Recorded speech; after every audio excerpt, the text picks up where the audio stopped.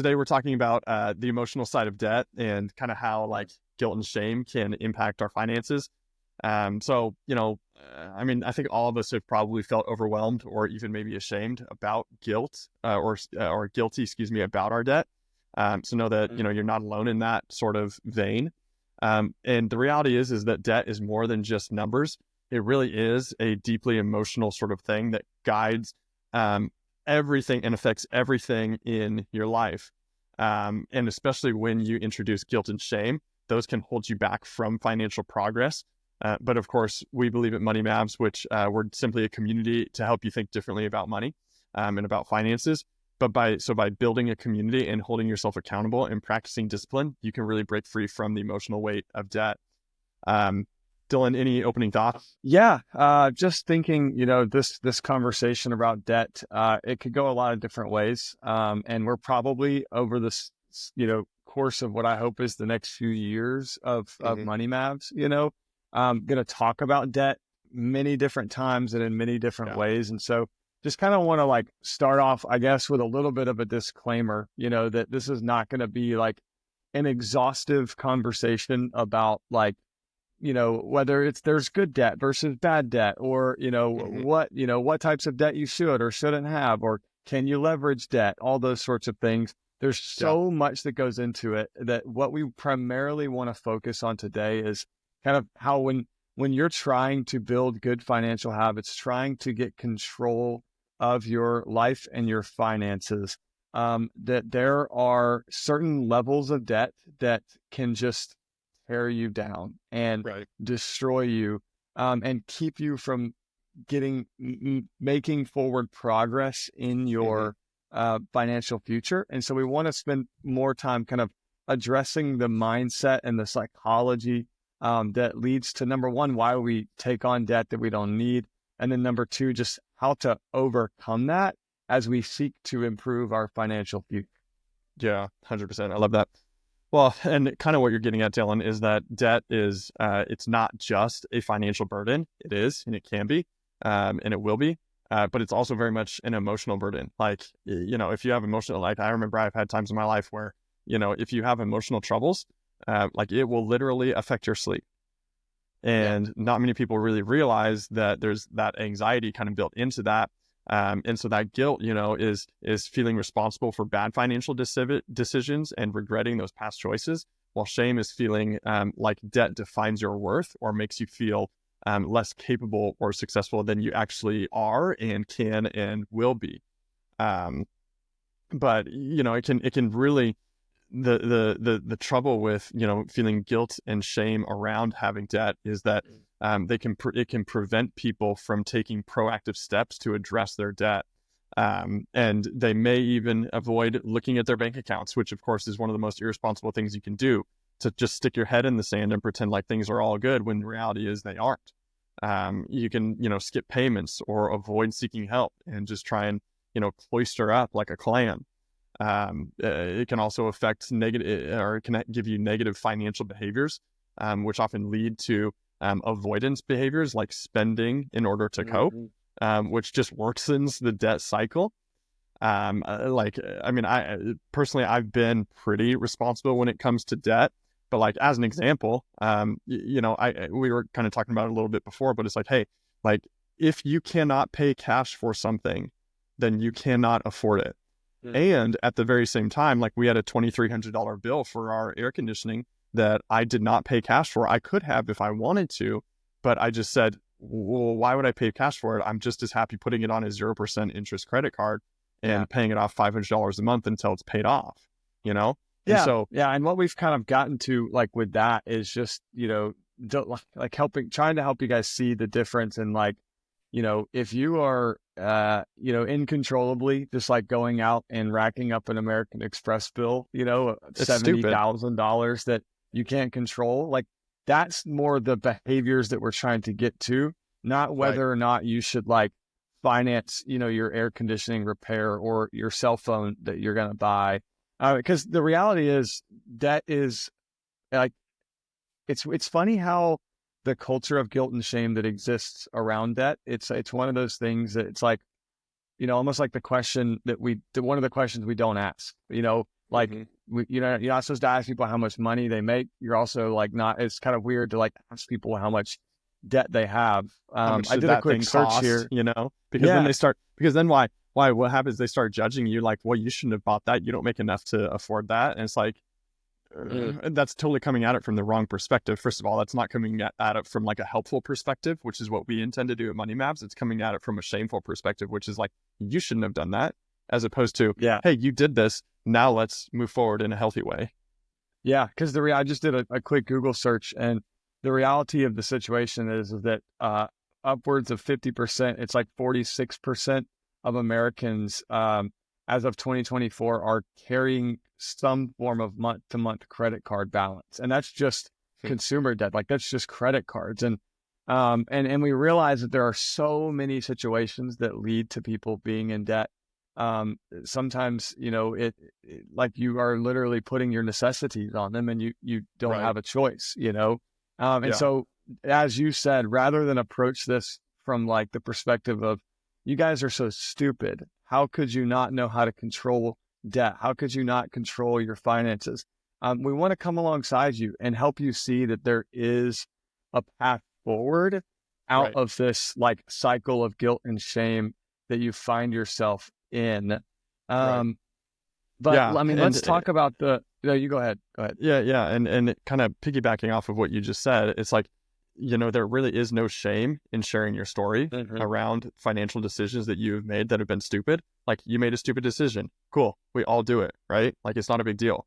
It happens. Now, what are you going to do in order to move forward? And so all that to say, like, sharing your story with a supportive community that's actually going to encourage and inspire you to move beyond that can actually reduce it will reduce the financial burden, because people will come around to help you, but it's also going to reduce the emotional burden of guilt and shame in your life.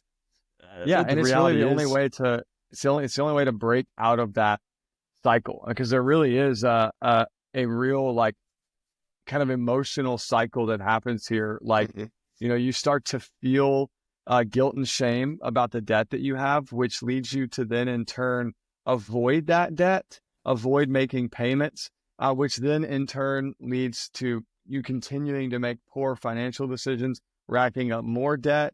And then it's just a continuing cycle of, okay, you've racked up more debt, so here's some more guilt and shame on top of it. And the cycle, continues. Right. So the big question here is like, okay, well, like, I know what to do in my head. How do I break out of that? Okay, well, stop spending so much money.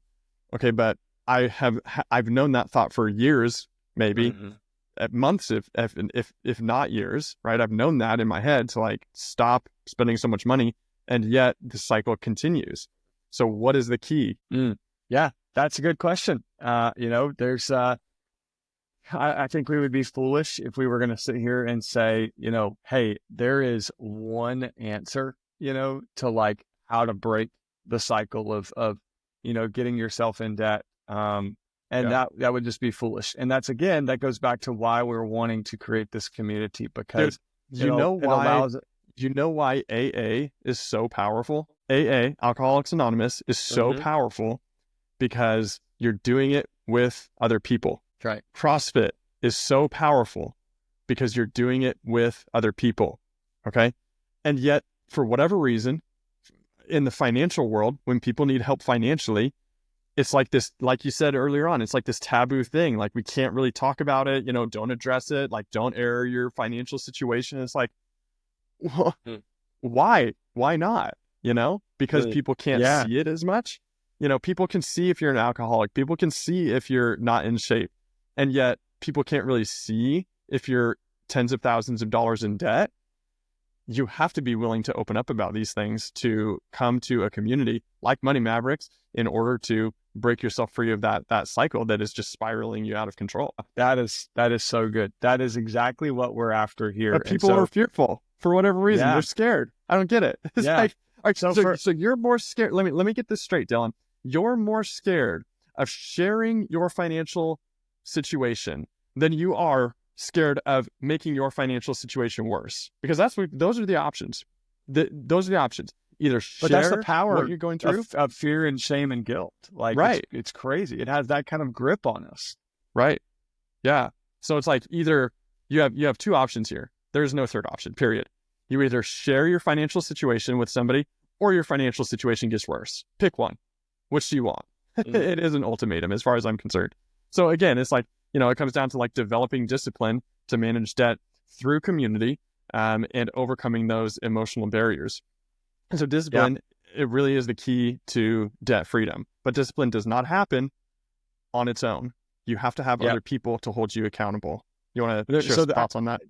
Yeah, well, I just want to kind of summarize. So, kind of what we've talked through, for the last 10 minutes or so, really in two quick bullet points, I guess, if we could, that in order to break this cycle of shame, fear, and guilt, not just around debt, but around your finances in general, takes two things. One, we just got to normalize it.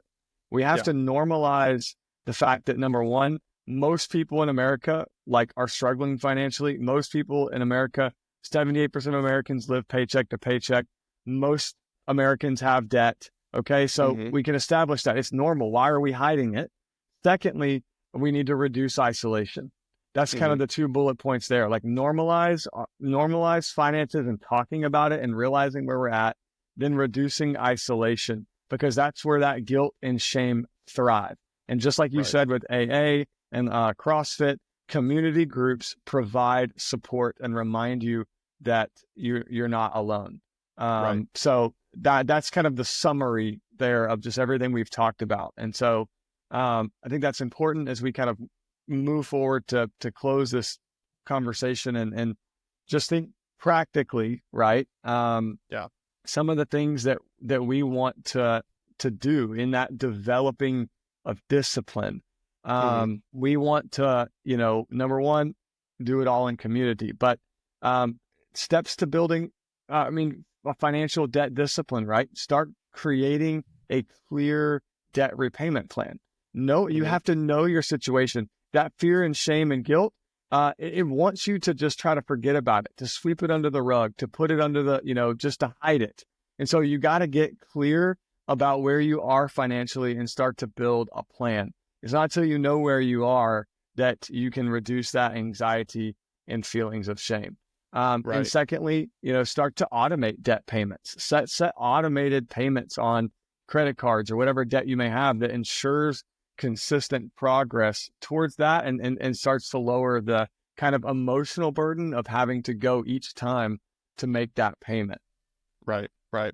Yeah. And a couple other tips, focus on the small wins. It's like if you can get a few small wins under your belt, like paying off a credit card, even if it's a small balance, or reducing your overall debt, even by making like an extra payment or something like that. This reinforces positive behaviors and counters feelings of guilt. In the interest of time, I'm not going to share stories, but I have been at places where I have paid down debt and like literally seen it on something in our kitchen before. And it really is motivating to watch that debt go down and down and down. And then delay emotional spending. So really it comes down to practicing that discipline and mindfulness to identify when guilt or shame is pushing you to make an emotional purchase. Any other thoughts on that, Dylan? Yeah, just kind of as we're wrapping up, the whole thing that we're trying to accomplish here at Money Maps is to get you to reframe your mindset around finances. And so with that, what are we trying to reframe with debt? A few things. We want to shift from a mindset of shame to a mindset of empowerment. We want to shift to and get to the point where we can, and this is a controversial topic depending on, where you're at financially and the people you listen to, but we want to possibly shift from seeing debt as this bad thing to debt as a tool. It's a tool you and I both have used at times. We want to learn from our mistakes, not feel shame and guilt from our mistakes. We want to practice self-compassion and grace for ourselves, and we want to start setting healthy financially boundaries. So that's some of the mindset shifts that we're going to seek to overcome. And practically, that's what we want. That's what we want to have our Discord for. That's what we want to invite you into. Come join our Discord. Come be a part of the community, and just see what's possible. Exactly. Yeah. So, just to kind of put a cap on everything, tied up in a nice little bow, guilt and shame negatively impact your finances, but not just your finances, but your emotional well-being as well. And so by building a supportive community, finding accountability, and practicing discipline, these things are key to overcoming those emotions and managing debt more effectively. I was going to riff on something by just saying, like, you know, as much as we want to think that we are purely logical creatures, we are not. We are emotional creatures. And Absolutely. the burden of debt does affect us on an emotional level. And to take it even one step further, the emotional level can even affect the physiological level. That's right. And so take one small step today. I mean, one small step. Make one extra, like here, if you do nothing else, make one extra payment against one of your debt, period. And we're closing down. And then join the Discord as well, of course. That's right. So join a financial community, find an accountability partner, create a debt repayment plan. Share in the comments what your step is. We'd love to hear so that we can get ideas to share with others in the community, and share your own experiences. And we'd love to partner with you in your financial journey. Yeah. Yeah. And as one last reminder, like these conversations here that we're going to have on YouTube week in and week out are kind of merely meant to be conversation starters for what happens in the Discord server. And so come join us, come be a part of it.